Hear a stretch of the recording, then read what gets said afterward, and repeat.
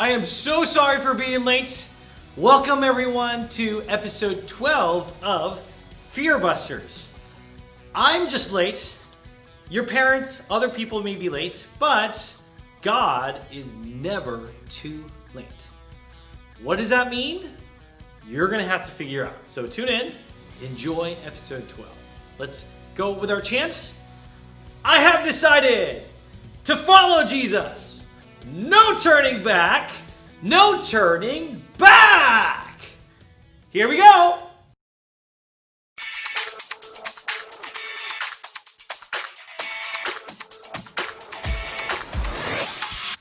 When you're jumping up and down, when you're spinning round and round, God's seeing everything you do, 'cause He's watching over you. God is watching over you, 24/7 watching over you. Your life is in His hands, whoa, whoa. He's got great big plans, 'cause He's watching over you. When you're waving your hands up in the air, when you're shouting, no matter when or where, God's seeing everything you do, 'cause He's watching over you. God is watching over you, 24/7.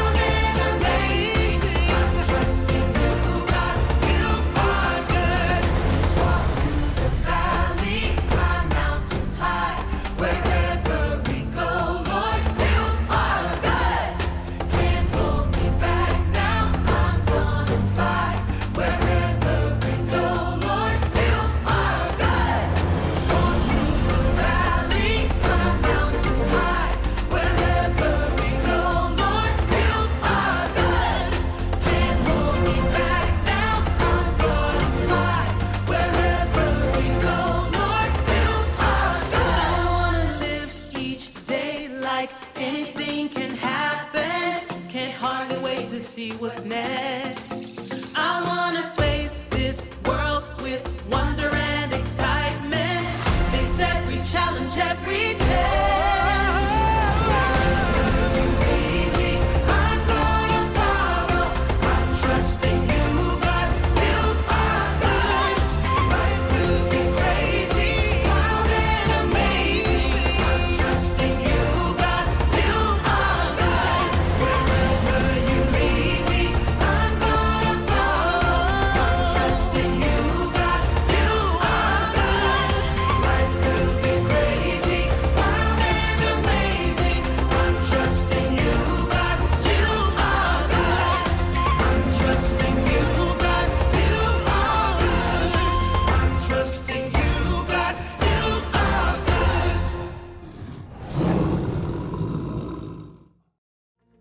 Hello everyone! This is usually the time where I get to share with you God's Word. But this week we have a very special guest. And not someone from our continent, rather someone across the ocean. Her name is Meg and she is a children's pastor at Bethel Baptist Church in Wales in the United Kingdom. So, please enjoy. Meg, to you now. Hey guys, you probably don't know who I am, but my name's Meg and I live in Wales in the United Kingdom, and I am the children's pastor at a church called Bethel Baptist Church. And in my church and also in my family at home, we love to watch your videos. We particularly love watching your worship and praise videos. We watch them all the time and we dance along with them and we worship with you, and they've been such a blessing to us. And Johan has actually asked if I would share a story with you guys. So today I'm going to share a story from Mark chapter 5. It's a story about Jesus. It follows along with the stories you've been learning with Johan over the last few weeks. And in this story, Jesus is walking along with a crowd and he's on his way to do some more ministry. His disciples are around him, there's a big crowd around him. He's walking through and suddenly a synagogue leader, a guy called Jairus, he comes up to him and he's like, Jesus, you've got to help me, you've got to come. My daughter is really, really sick and she's going to die. Now Jesus, he was going somewhere else. He had something else to do, but he stopped and he listened to Jairus and he listened to what was troubling Jairus. He had time for Jairus. He cared about what was worrying Jairus. He cared about what was upsetting him. And he said to Jairus, come on then, show me, take me to your daughter. Don't worry, don't be upset, I'm coming. I've got this, I'm in control. So he goes with Jairus, they start walking, his disciples are coming with him, they're heading to Jairus' house. Jairus believes that Jesus can do a miracle, the disciples know that Jesus can do a miracle, he's been healing people all over the place. They're excited, but also worried because this girl is sick. And then suddenly, Jesus stops. And he's like, wait, who touched me? Who touched me? And the disciples say, hey Jesus, there's loads of people here. They're all bumping into you. People are knocking into you. People are walking past you. There's lots of people. It could have been anyone. Probably all of us have touched you at some point today. And Jesus says, no, somebody touched me and I felt power go out of me. And then there's this woman and she comes forward and I imagine she probably had her head low. She probably snuck forward because what was wrong with this woman is that she had been bleeding for 12 years. Now, most of you aren't even 12 years old, and this poor woman had been bleeding for 12 years, and the Bible tells us that she'd spent all her money on seeing different doctors, on trying to find out what was wrong and on trying to get better, and in fact, they'd just made her worse. And so because it was bleeding, they thought blood was dirty, so nobody wanted to speak to her, nobody wanted her anywhere near them, and she had no friends, she had no family, she was on her own. But she believed that Jesus could heal her. And because she believed, she knew she had to get near him. So she shuffled through the crowd, she made sure nobody saw her, and she just thought, if I can just touch the hem of his cloak, if I can just touch what he's wearing, then he can heal me. That's how big her faith was. She knew Jesus could heal her. So she reached out her hand, she touched Jesus' cloak. And Jesus knew what was wrong with her. Jesus knew why she'd come. He could have let her slip back into the crowd. But I think he didn't, because he wanted people to know this woman is clean, this woman's been healed. And not only is she healed on the inside, not only is her bleeding stopped, but she is a new person from the inside out. And that's an amazing thing for Jesus to do. He took the time, he was in a rush, he was on his way to heal a girl, to bring a synagogue leader's daughter back to life. That was going to be an amazing miracle. But he had time for this woman that people didn't have time for. So if you ever feel like you're not important, you are important to Jesus. Jesus says everyone's important. It doesn't matter if you've got no friends and no family, if you feel like nobody likes you, if you feel like nobody wants to come near you, Jesus does. And if you have faith as big as that woman, if you believe, then who knows what Jesus can do. But there's more to the story, So that's happened, the woman's healed, everyone's like, wow, that's cool, she's healed. And Jesus says, right, let's keep going. But someone else comes. It's a servant from Jairus' house, from the synagogue leader's house, and they come to Jairus and they say, Jairus, don't worry the teacher anymore, don't bother Jesus anymore, because your daughter's dead. It's too late, she's dead. And you can imagine how Jairus felt. Imagine if someone in your family died, you'd be devastated. And he looks at Jesus and he's like, we're too late, we're just too late. And Jesus says, don't worry, we're not too late. I am never too late. Jesus' timing is perfect. He's always on time. And so he says, come on, let's go. And he goes with Jairus and he brings some of his disciples. He's like, let's get to your house. And they get to the house, and when they get there, there's people crying everywhere. There's like all the women are in there and they're sobbing and they're so upset because this little girl has died. And Jesus says, stop crying, stop making all this noise, don't be silly, out you come. And he goes into the room where the little girl is, and he holds her hand, and he says to her, little girl, wake up. And she sits up. She's alive. She sits up, she stands up, she hugs her parents. She's healed. Not only is she healed, she's come back from the dead. She was dead and now she's alive. And do you know why that's so amazing? It's because Jesus has the power over death. We know, I'm sure you know, that at the end of his ministry, he dies on the cross, but he doesn't stay dead. He comes back to life because he is the Messiah. He has perfect timing and he's always in control, and he cares about the synagogue leader's daughter and about that woman with the 12 years of bleeding. And do you know what? He cares about you too. He cares about me in Wales, he cares about you guys over in California. I really hope that this story has meant something to you, that you've been able to take something away from it. And I hope that maybe one day we might get to meet. That would be awesome. Hi friends, this is Rachel and Lena. We know that this sermon may be a little bit hard to apply to our lives, but we got you. Let's think of it like baking. For example, when you bake cookies, if you are too impatient and take the cookies out too early, they will not be cooked. However, if you wait too long, the cookies will end up being burnt and not edible. But if you wait for the right moment, the cookies come out perfect. This is like God's timing. He is never too early and never too late, but always on time, which is all part of his perfect plan for us. Puzzles is another way to think of God's timing. Just as each piece in the puzzle has a perfect spot, it is similar to how God places specific moments in your life for a reason. When you try to depend on your own timing, it is like forcing a puzzle piece into a spot where it doesn't belong. But when you choose to trust God's timing, all the puzzle pieces start to form a bigger picture. You might not know where everything is going, and you may want to give up, but the steps you take to the big picture will come out perfect. If you still don't understand, think about a hard-boiled egg. To perfectly boil an egg, perfect timing is very necessary. Take out the egg too early, it will be undercooked and yucky. But take it out too late, the egg may be overcooked and difficult to enjoy. Just like that, God's timing is perfect. He is never a moment too early, nor a moment too late. His plan is perfect to the smallest details because his wisdom is infinite. As humans, we won't ever be able to understand God's plan because he is wiser than we'll ever be.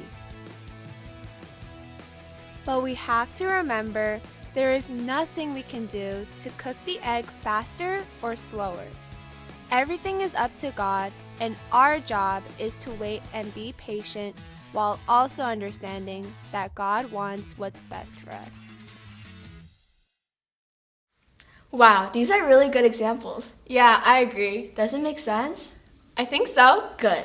Now that we learn what God's timing is, Let's learn how to apply this to our lives. what does God's timing have to do with my life? God teaches us that we have to learn how to wait. The question is, are we going to wait for my way or God's way? It takes a lot of practice, but God will help guide us in the right way. God's timing is always perfect. When things don't go well, God gives us hope and keeps us until He allows us to see the exact timing of His plan. So, how can we apply this to our lives? 1. Learn to trust in God. 2. Read the Bible. 3. Pray. 4. Be thankful in all circumstances, even when times get rough. Remember, your job is not to decide when the time is right. We must learn how to wait on God's perfect timing. It's never too late. Although it can get difficult to be patient, God has a perfect plan for all of us, and He is always in control. Through the waiting, He is constantly working and transforming our lives into something greater, amazing, and fabulous.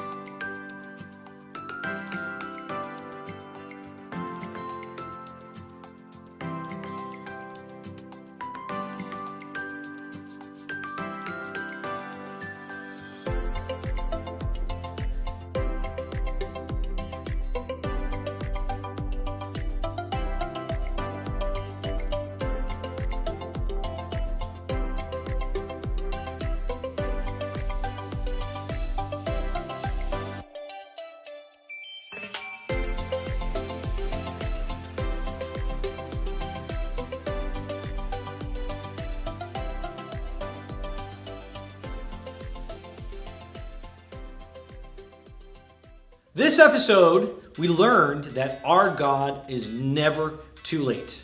Sometimes we want things to be happening right away and we don't see it and we start panicking, but God is never too late.